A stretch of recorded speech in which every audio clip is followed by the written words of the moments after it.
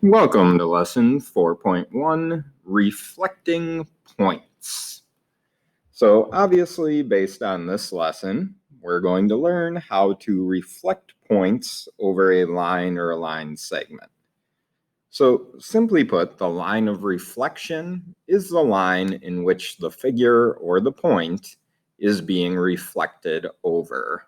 So your line of reflection is the line that we're reflecting over. The reflection image. So if we had a point P that's not on line M, and if line M is our line of reflection, the reflection image of P over line M is the point Q. If and only if M is the perpendicular bisector of PQ. For a point P on M, the reflection image is P itself. Sometimes you'll also see when P is reflected, instead of labeling it a new letter like Q, we might label it something like this right here, P prime or P apostrophe. So if we draw the reflection image, P prime of point P is your original, P prime is the reflection image.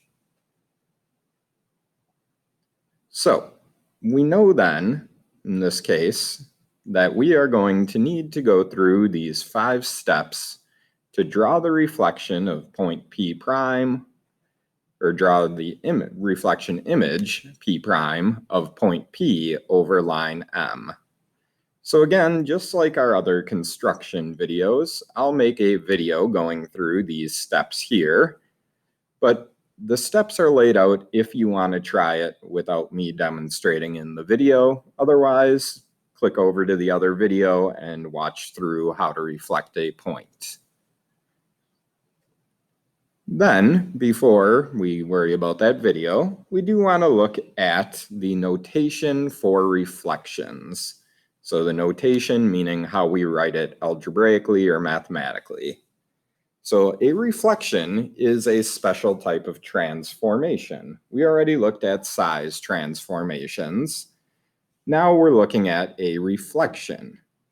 The lowercase r represents reflection. So when we're discussing reflections in general, we're going to write them like this notation here. And what this notation means is the reflection of point A equals A prime, or A prime is the reflection image of A.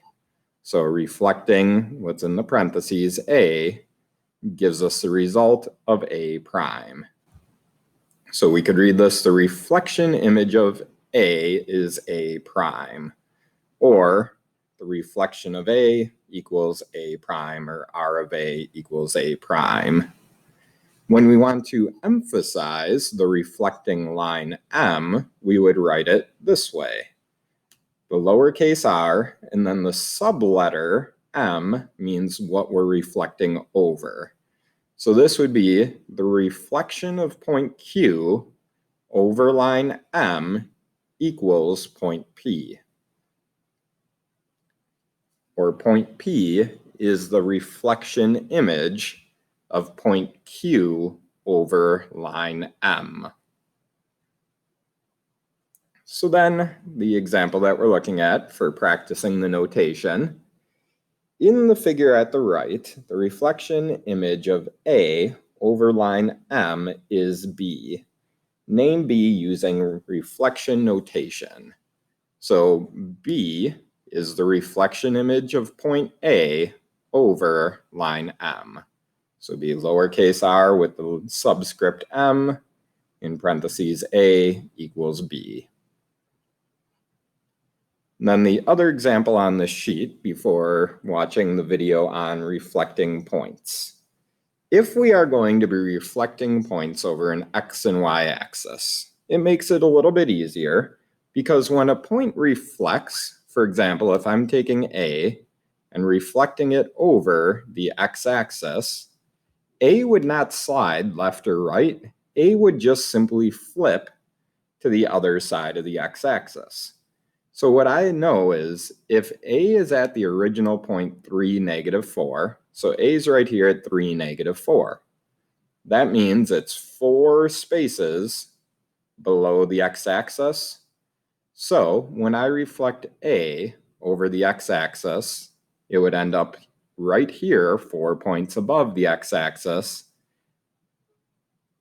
and it would be the same x value, so it'd be over 3, up 4. If the original is over 3, down 4, reflecting over the x, you simply flip the y value. So it would be 3, 4. Now if we're going to reflect over the y-axis, it's just going to flip to the other side of the y-axis, so it's still going to be down 4. Now instead of right, it will be left 3.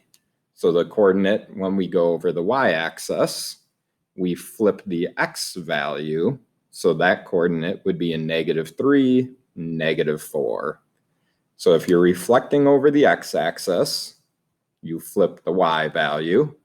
If you're reflecting over the y-axis, you flip the x value. So now what you should do before working on the practice problems is make sure you watch the video on reflecting points.